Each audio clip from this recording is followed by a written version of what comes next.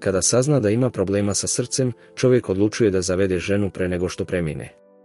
Jednog dana, Brigitte, pacijentkinja u privatnoj klinici, svlači se pre nego što zagnjuri u jezero.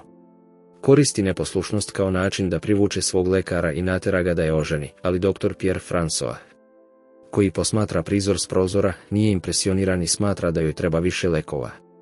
U tom trenutku, Pierre François nije na dužnosti jer prolazi kardiološku procenu, koju sprovodi njegova supruga i koleginica, doktorka Gabi. U međuvremenu, na putujućem vašaru, Odile s velikim interesovanjem posmatra kurtizane u burlesknom šatoru kako plešu senzualne plesove, da bi privukle potencijalne mušterije. Jean, vlasnik atrakcije, usmerava pažnju na nju, pretpostavljajući da želi da bude deo nastupa. Međutim, Odile mu se samo pristojno osmehuje i naglo odlazi, ne želeći da mu ometa posao. Pre nego što napusti vašar, Jean je juri i pita je da li joj treba posao. Odile to poriče i objašnjava da je zapravo teniserka po profesiji. Ipak, Jean veruje da želi da se pridruži njegovom šovu, pa joj nudi mjesto jedne od kurtizana. Odile počinje da razmatra njegov predlog, ali još uvijek ne pristaje, pa joj Jean daje vremena da razmisli. Informiše je da su u mestu do kraja sedmice, tako da može da se vrati sa odgovorom. U klinici Gabi otkriva da Pierre François ima suženje srca, pa mu zabranjuje naporne aktivnosti, posebno vođenje ljubavi noću, jer bi to moglo izazvati fatalni napad. Pierre François uverava svoju suprugu da neće imati problema s tim, priznajući da je odavno prošao svoj zenit. Kasnije, tokom sesije s Brigitte, Pierre François postaje očaran dok je gleda kako se suši. Nakon plivanja u jezeru, Brigitte primećuje njegov pogled i zadirkuje ga, pozivajući ga da počnu sa sesijom.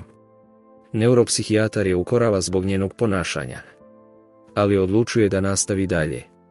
Prvo, Brigitte priznaje da nije bila razumna tog jutra, ali objašnjava da je zaronila u jezero jer se setila njegove navodne obećane da će je oženiti ako ga ne posluša. Pierre François je iznenađen i sumnja u njene tvrdnje, jer se ne seća takvog obećanja. Brigitte ignoriše njegove reči i počinje da nabraja planove za njihovo navodno venčanje. Bez volje da sluša njene besmislice, Pierre François menja temu i pita je da li uzima prepisane lekove. Žena potvrđuje, rekavši da ih uzima svako jutro i veče, baš kao što svaki dan misli na njega.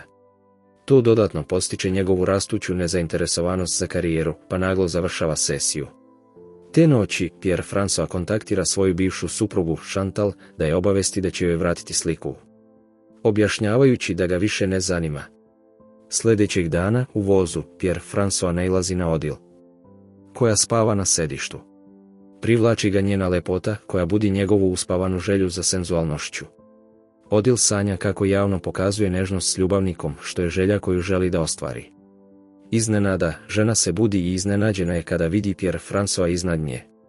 Umjesto da ga ukori, Odile ga zamoli da je obavesti o dolasku na njihovu zajedničku stanicu.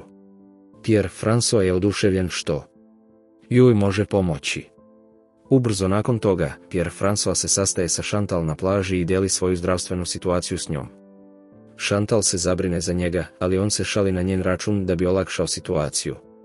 U blizini, Pierre François primećuje Odile kako se zabavlja na plaži i njena privlačnost dodatno budi njegovu želju.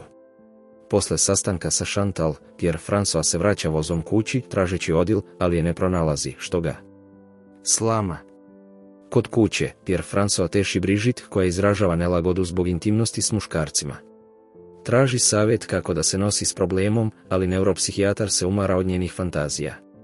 Naziva ih besmislenim i savjetuje joj da ih zadrži za sebe. Uvređena, Brigitte mu prosipa piće u lice, a Pierre François osjeća stezanje u grudima. Sljedećeg dana, Pierre François odlučuje da vežba vozeći biciklo. Nailazi na problem kada ubrza previše na nizbrdici, pa pada na teniski teren. Njegova briga za zdravlje nestaje kada vidi Odile kako trenirala, osjećajući kao da se dogodilo čudo.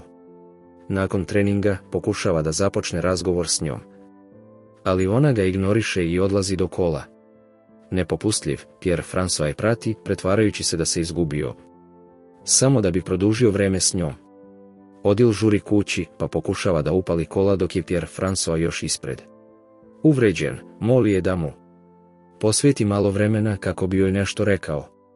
Priznaje joj da ga privlači, ali Odil misli da želi samo njeno telo, pa mu savjetuje da pozove kurtizanu da olakša frustracije. Pierre François pojašnjava da želi da je bolje upozna, ali ako ona radije želi da zadrži anonimnost, moli je da mu dozvoli da povremeno gleda njen trening. Zbunjena, Odil se pita koji je smisao njegovog zahtjeva, a on objašnjava da samo želi da je posmatra dok trenira. Čak predlaže da joj plati jer ne može odoleti njenoj lepoti, što na licu Odil izaziva osmeh. Iako joj laskaju njegovi komplimenti, Odil odbija jer nema vremena. Mora da se pripremi za takmičarski ispit, ali Pierre François je postiče da odustane od priprema i da večeras ode na večeru s njim. Te večeri, Odil otkazuje sastanak s Pierre Françoisom i odlazi na vašar. Posmatra kako Jean predstavlja svoje kurtizane kako bi privukao publiku da kupi kartu za predstavu, ali njeno interesovanje za učešće u šovu i dalje ostaje. Iznenada, Pierre François joj prilazi i ne prigovara joj što se nije pojavila na sastanku, jer veruje da je i ona, poput njega, uplašena. Zabrinut je da ga možda neće prepoznati zbog njegove sveže obrijane brade i traži njeno mišljenje o svom novom izgledu. Odil ga komplimentira, ističući da izgleda mladoliko, što daje Pierre François dodatno samopouzdanje. U tom trenutku Jean primećuje par u publici i nagovara Odil da dopusti Pierre François da kupi kartu za njegov show. Garantuje da će, kada uđe u njegov burleskni šator, Pierre François biti transformisan čovjek. Pierre François misli da preteruje i postiče Odil da odu, ali žena to odbija. S odlučnošću, Odil želi da uđe i pogleda atrakciju. Pierre François joj to zabranjuje, tvrdeći da je šator pun grinja. Ipak, Odil ostaje zainteresovana za show, pa on nema izbora nego da je prati. Unutar burlesknog šatora Odil sa velikim interesovanjem posmatra plesačicu, jer i sama želi da postane izvođač poput nje. S druge strane, Pierre François pokušava da se kontroliše, bojeći se da bi mogao doživjeti napad. Posle njihovog sastanka na vašaru, Odil odvozi Pierre François nazad u kliniku, a on izražava svoje oduševljenje kako je protekla njihova noć. Na njegovo iznenađenje, Odil nije impresionirana njihovim sastankom. Uznemiren, pokušava da joj se približi, ali Odil se osjeća nepoštovano i izbacuje ga iz automobila. Nekoliko trenutaka kasnije, u Odilinoj kući, žena doživljava vrtoglavicu praćenu krvarenjem iz nosa, što je zabrinjava. Sljedećeg jutra, lekar napušta Odilinu kuću nakon što je proverio njeno zdravstveno stanje. Bolesna žena leži u svom krevetu i sanja o jednoj od svojih fantazija. U snu vidi kako je Pierre François posmatra dok je naga, što je uzbuđuje. Potom ulazi u svlačionicu, gdje iznenada gubi svest. Kasnije tog dana, Jean ispituje Odil o njenom odnosu s Pierre Françoisom. Ona laže da joj je on ujak, ali je više zabrinuta zbog toga zašto se pretvarao da je nije prepoznao prošle noći. U svoju odbranu, on navodi da je bio u radnom modu, pa je bio fokusiran na posao. Nastavljajući razgovor, Jean je informiše da će putovati u Anguleme ako odluči da postane jedna od njegovih plesačica. Odil je zbunjena zašto moraju tamo da putuju, pa on objašnjava da je to savršeno mjesto za očuvanje njene anonimnosti.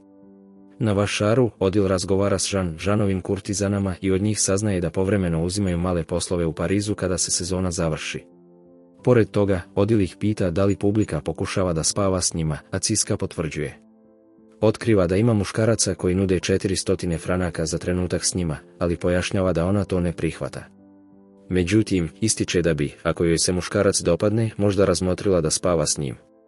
Vagon dodaje da je inspirisana željom publike i zato daje svoj maksimum u nastupu. Ovog puta, kurtizane pitaju Odil šta ona želi od publike, a žena otkriva da želi da ih izludi. Istog dana, dok trenira svoje učenike u tenisu, Odil prima telefonski poziv. Kad se javi, iznenađena je jer shvata da je na vezi Pierre François. Čovjek se izvinjava zbog svoje grubosti prošle noći, a ona prihvata izvinjenje. Na neobičan način, Odil smatra njihov susret laskavim, što Pierre François navodi da pomisli kako mu ona flertuje. Odil menja temu i pita ga da li je slobodan u nedjelju. Pierre François bez oklevanja potvrđuje, pa ga Odil poziva da je prati u Angulem. Muškarac je iznenađen lokacijom, jer je Angulem poznat kao najdivljiji grad u Francuskoj. Kako bi ga ubedila, Odil laže da će posjetiti svoju tetku, pa Pierre François pristaje da je prati. Kada dođe nedjelja, Pierre François se vozi u Jeanovom automobilu i, na svoje iznenađenje, uživa u vožnji s njima. Nedugo zatim, u Angulemu, Jean ostavlja Pierre François u restoranu i naređuje mu da ih tamo sačeka. Jean vodi odjel na vašar, kojim upravlja njegov poznanik, tetka. Čim ih ugleda, tetka im prilazi, a Jean predstavlja odjel. Jean hvali odjelinu atletski građu, ali tetka nije impresioniran jer i on ima kurtizane slične njoj. Odjelin osmeh počinje da bledi, ali, pošto su već tamo, nema izbora nego da nastavi s audicijom. Međutim, kada se popne na binu, odjel priznaje da nije pripremila nikakvu rutinu, ali tetka insistira da nastupi. Odjel ponavlja da nije spremna i pita da li može jednostavno da se skine.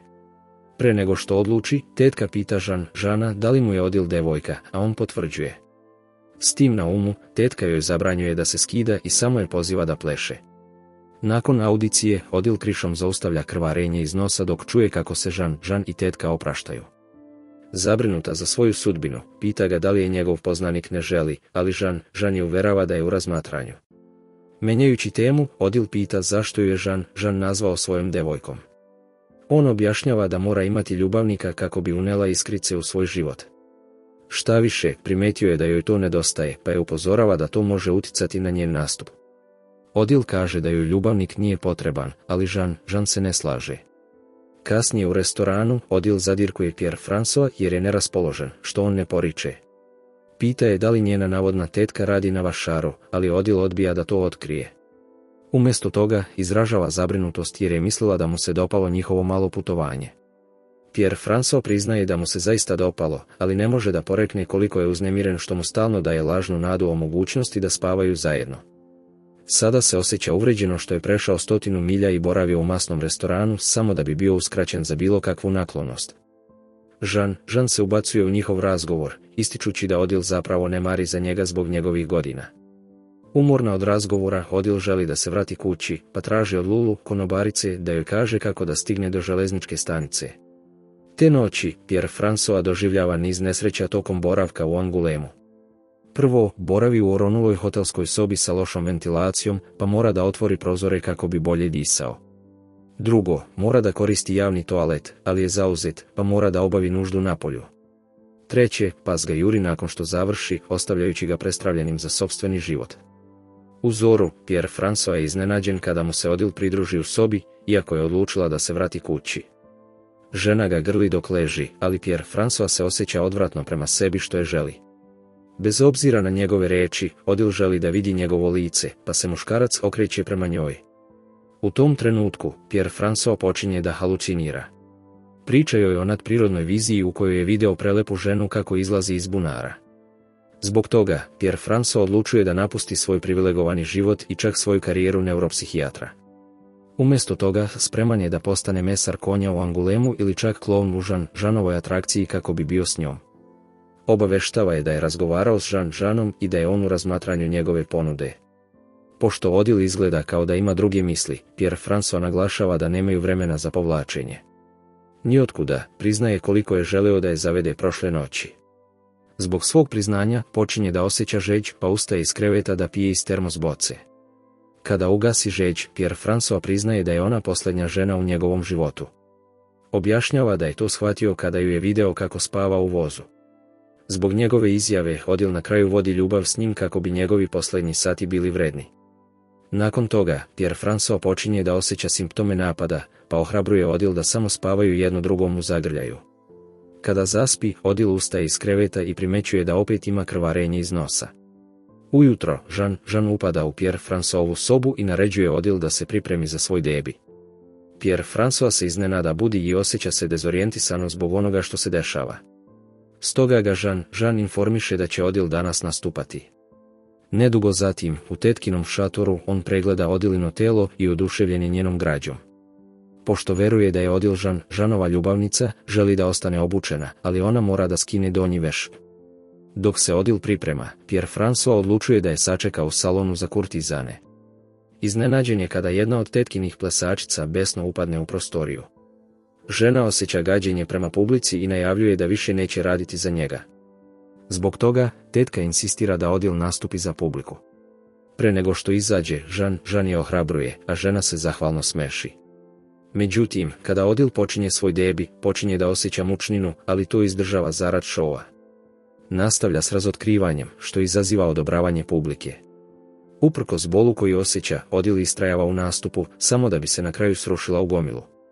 Pierre François postaje zabrinut za nju, pa se probija kroz gomilu kako bi je dosegao. Nažalost, srce mu se slama kada otkrije da je Odile preminula s krvlju koja joj curi iz nosa. Nakon ovoga, Jean vozi Pierre François kući, a obojica su tužni dok čitaju Odilino pismo. U pismu žena otkriva da je juče doživjela još jedno krvarenje. Ispostavlja se da to često doživljava, pa planira da se vrati u bolnicu na operaciju. U svom gradu, Pierre François se budi sam u automobilu i odlučuje da peške ode kući. Dok razmišlja o svom putovanju s Odile, pomiruje se sa svojim željama i prihvata neizvjesnost onoga što predstoji.